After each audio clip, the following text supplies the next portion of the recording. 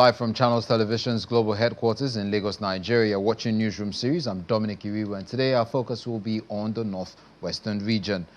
We begin in Kaduna State, in Kano State, where the Federal Inland Revenue Service has organized a sensitization workshop in the state with the aim of dispelling misconceptions surrounding the new tax laws ahead of the implementation in January 2026. Information gap about the new tax laws has generated concerns among Nigerians on how they may affect incomes and businesses. Our correspondent Abubakar Salihu reports. This is part of efforts by the government to create improved understanding of the new tax laws.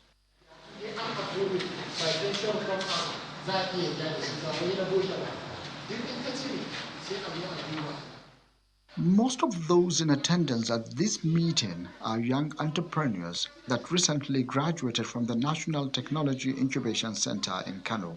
So the major emphasis on individuals are those that are earning high income, the high net worth individual, the Dangotes, those in the oil and gas. I don't know whether we have them in this environment. We don't have. So these are those that will pay more taxes. We are going to see the tax table. So please open your mind, have all the questions that you want to ask, so that we can answer it here, we'll take it.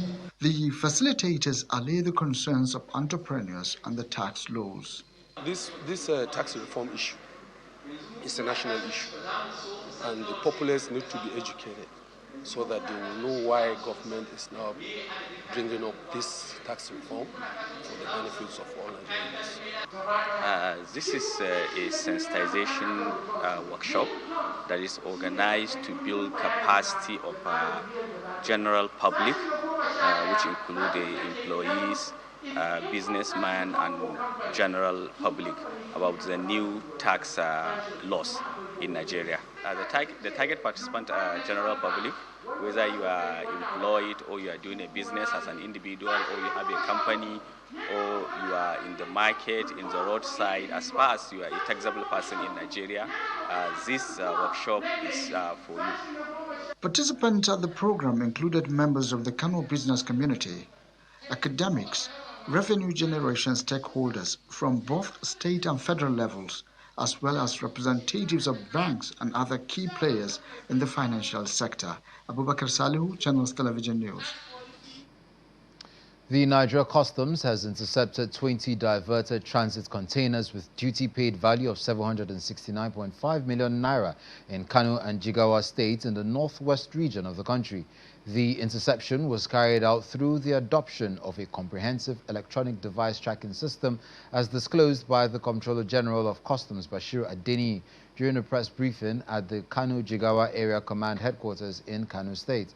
Channels correspondent Nanchin Vincent reports on the service resolve to ensure trade facilitation, revenue generation, and national security in the country. The Comptroller General of the Nigeria Customs Service, Mr. Bashir Adeni, arrives for a press briefing at the headquarters of the Nigerian Customs Service, Kano-Jigawa Command, where officials intercepted 20 transit containers with a duty-paid value of 769.5 million naira in the fourth quarter of 2025. The seizure of the vehicles is part of the intensified efforts to curb diversion of containers legitimately destined for inland terminals and free trade zones. We have become increasingly aware of a troubling phenomenon, and this is the unscrupulous elements within our commercial ecosystems operating in connivance with a small number of vulnerable officials, some of them within the Nigeria Customs Service, who have persisted in their attempts to circumvent our regulatory framework. On 10th of December, the service arraigned one Abdurrahman Sani Adam before the Federal High Court, Kano Judicial Division, for offenses related to container diversion, the kind that we've been talking about. And upon conviction, Honorable Justice S.M. Shuaibu sentenced the offender to 3 years imprisonment with an option of a fine. What we are trying to say here is that we will continue to enforce the law, we will continue to demand compliance, and stakeholders who deliberately violate our laws, tramples upon our procedures, will be arrested, and we will make them face the full wrath of the law, as we have seen in the conviction that we have secured. To address the challenge of fraudulent activities such as container diversion, the service has stepped up the deployment of an electronic cargo system. We have accelerated the deployment of technological solutions to combat cargo diversion. I am pleased to inform stakeholders that the service is currently at the final stage of rolling out comprehensive electronic tracking system. These devices have already been successfully tested and validated across the southwestern and northwestern axis of the country, demonstrating remarkable efficacy in real-time cargo monitoring and route verification. The Kano Jigawa Command had received over 45 containers that were fitted with these tracking devices. Both officers and the stakeholders involved have expressed satisfaction with enhanced security and operational efficiency provided by the devices. The custom boss warned importers, freight forwarders, and shipping agents to strictly comply with transit regulations, as this will aid economic growth. From Kano Commercial City, Nanchin Vincent, Channels Television News. Now we head over to Kaduna State, where Governor Uba Sani has signed the 2026 appropriation bill into law, unveiling a budget that is focused with a priority on education, healthcare, and infrastructure development. The signing of the budget was witnessed by the Speaker of the Kaduna State House of Assembly, Dahiru Liman, and members of the State Executive Council. The budget focuses on infrastructure development, economic growth, and inclusive governance across the state.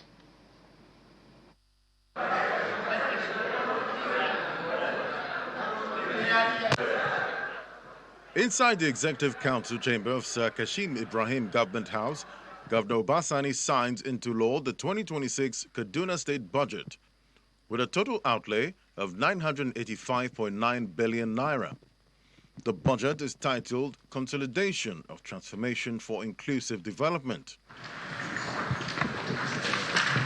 A breakdown of the budget shows that 698.9 billion, representing 70.9%, is allocated to capital expenditure. This is aimed at accelerating development in critical sectors, with education, healthcare, roads receiving top priority. Recurrent spending stands at 287 billion, or 29.1%, ensuring the effective running of government institutions and delivery of essential services.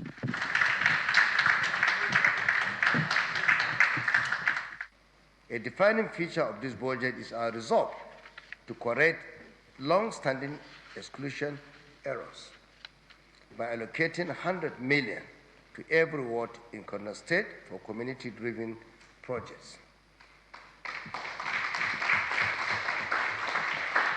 We are empowering our people to determine their priorities and drive development from the grassroots. This government that listens, governance that includes, and governance that delivers. We reaffirm family committed to fiscal discipline. We remain family committed to fiscal discipline and responsible financial management. The 2026 budget introduces no new loans, and we have already paid 114.9 billion in debt servicing. Cabinet members also make their inputs about the budget. Another area that the government is looking into and is giving a priority so that Kaduna will keep its lead is in the area of fighting malnutrition. So in every sector of the budget, all those line MDAs that have one form of nutritional activity or the other, the budget has been tagged. These can be found in Ministry of Education, Health, Environment and Natural Resources, Agriculture, and indeed Planning and Budget Commission for coordination. With the signing of the 2026 budget into law, the Kaduna state government says it is set to deepen investment in all sectors in order to consolidate on the achievements recorded in the outgoing year.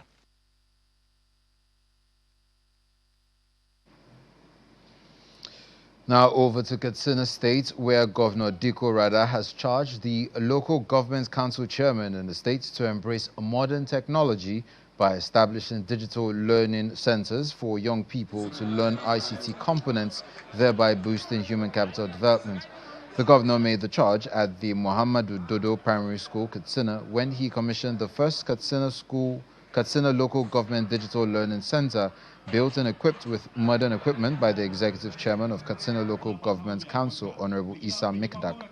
The center, built within 5 weeks, was constructed as part of measures to strengthen digital education, promote ICT skills acquisition, and enhance access to modern learning facilities at the grassroots level.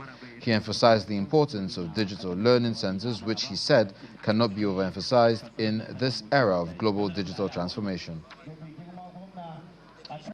Excellency, we have initiated a partnership with the National Information Development Agency, NIDA, to elevate this center to a fully accredited examination facility. When this is achieved, our sons and daughters and sisters will no longer travel long distance for ICT-based examination.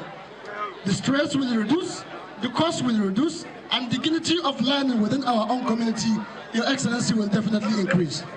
Beyond this, Your Excellency, we are advancing efforts to secure accreditation from the Joint Admission and Matriculation Board, JAM, so that this center will serve as an official JAM computer-based test center. As we are all aware, the world has moved to a new direction, a direction in which it is mandatory for all our youth, men and women, to learn how to operate, how to use computers, because that is where the world is moving to. In Katsina State, we have done a lot in the area of digital literacy. The DG of Directorate of ICT has eloquently elaborated on all the efforts made by the state government in making Katsina State a digital hub. Staying in Katsina State, Governor Diko Rada has approved the procurement of 15 fully equipped conventional ambulances to strengthen emergency response services across the state. The governor disclosed this on Monday during an inspection of the ongoing tricycle ambulance assembly project at the State Ministry of Local Government and Chieftaincy Affairs, Katsina State. He reaffirmed that health, education and agriculture remain the top priorities of his administration, describing healthcare as fundamental to productivity and development. He explained that the initiative demonstrates his administration's commitment to ensuring that all the 361 wards in the state have access to emergency healthcare services. The governor disclosed that the state government is currently recruiting health personnel to address manpower gaps and support the planned 24-hour operations at primary healthcare centers.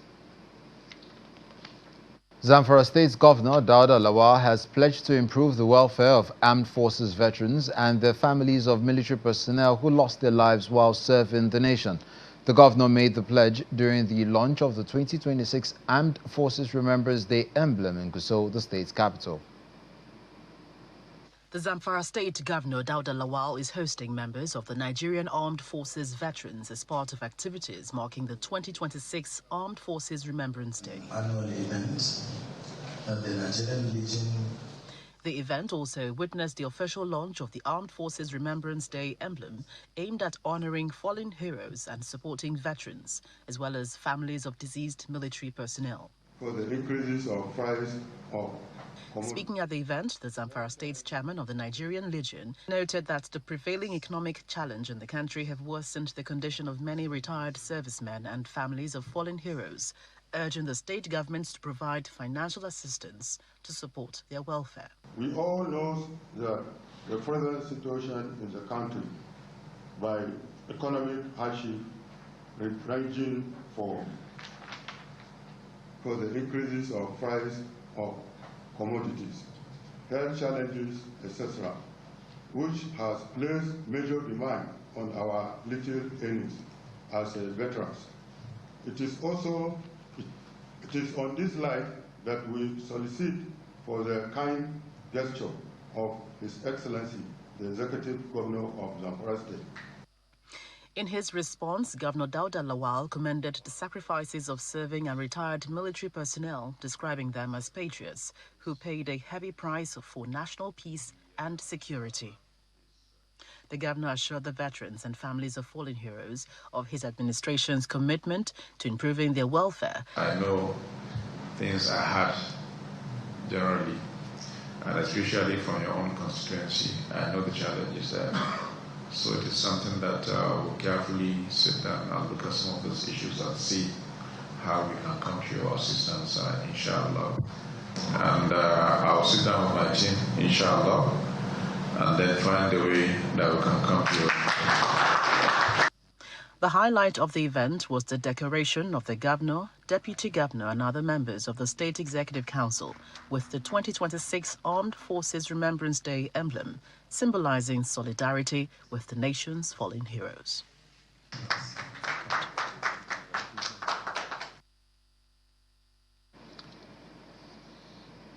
Still in Zamfara State, the European Union, in partnership with Search for Common Ground, has launched an entertainment-based empowerment initiative in the state aimed at supporting young people with innovative business ideas, providing them with funding and mentorship to implement projects that promote peace and reduce violent conflict in the state.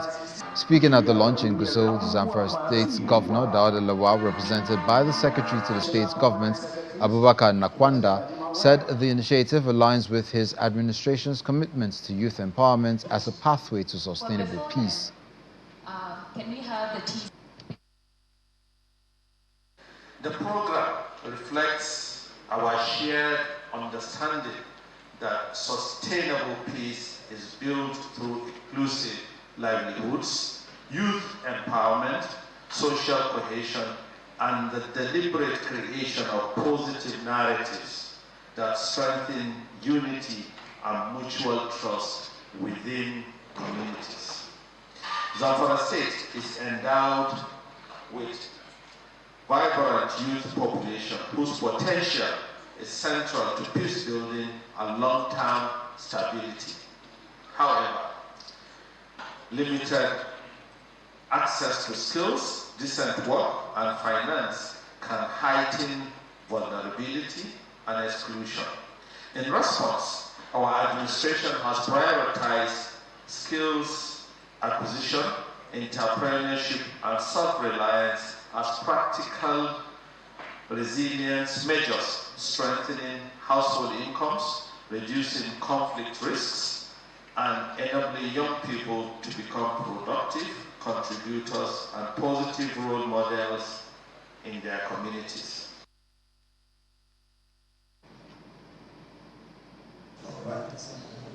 The European Union Ambassador to Nigeria, Gautier Mignot, gives an insight to the Hustle TV reality show Bouge Bouge.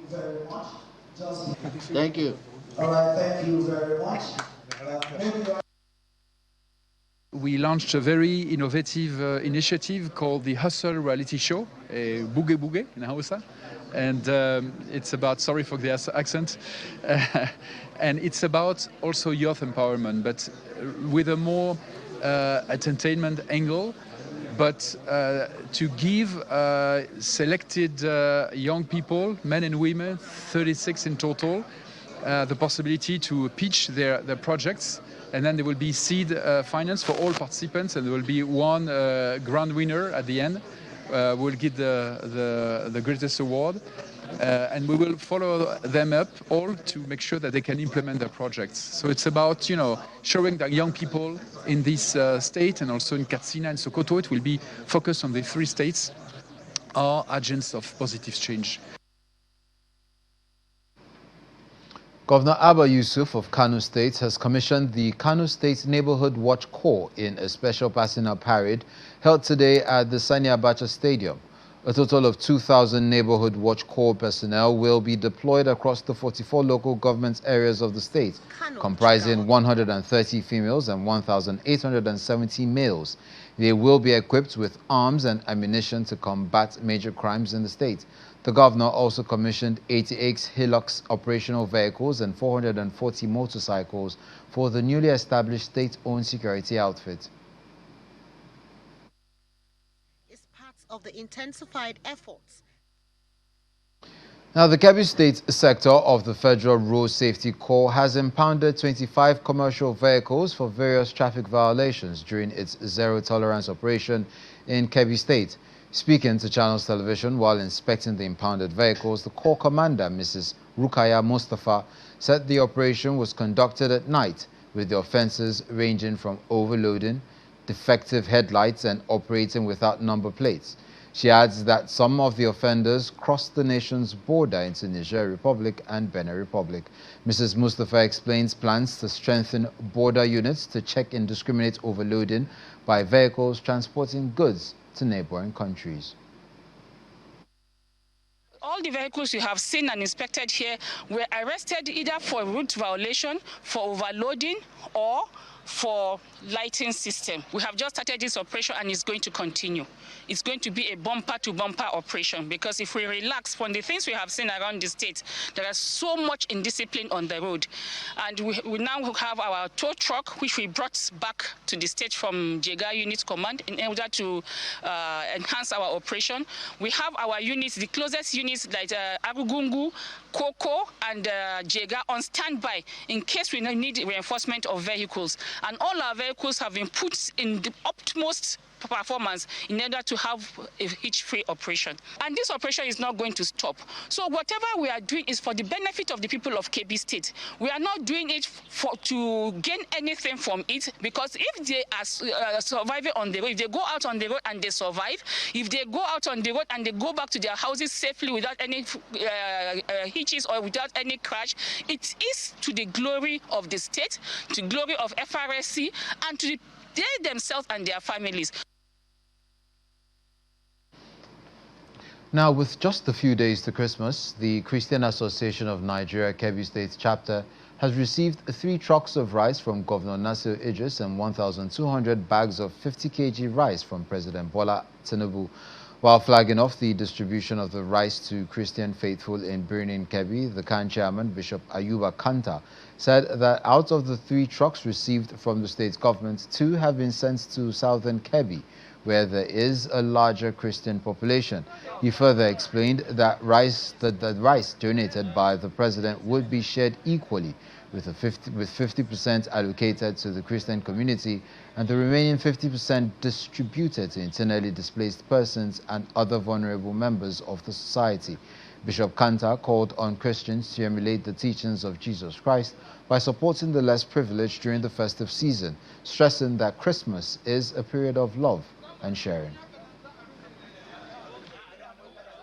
We are here to flag off the distribution of this rice to caution the effect of the hardship that Nigerians are experiencing. And so we are grateful to God Almighty, first of all, to thank His Excellency the President, Commander-in-Chief of the Armed Forces, President Ahmed Bola Tinubu, for his generosity and remembering the less privileged in Kebbi State. So we have received this with sincere gratitude and with a prayer that God Almighty will bless the President and his government. And then secondly, our also prayer for the Governor of Kebbi State, Comrade Dr. Nasiru Idris Kaurangwendu, to appreciate him. He has always been very supportive. He's a man of his words. So we are grateful for this donation. Last year it was done. This year he has done it again. And that's where we drop the anchor on this edition of Newsroom Series. I'm Dominic Iwiwu. Enjoy the rest of your day.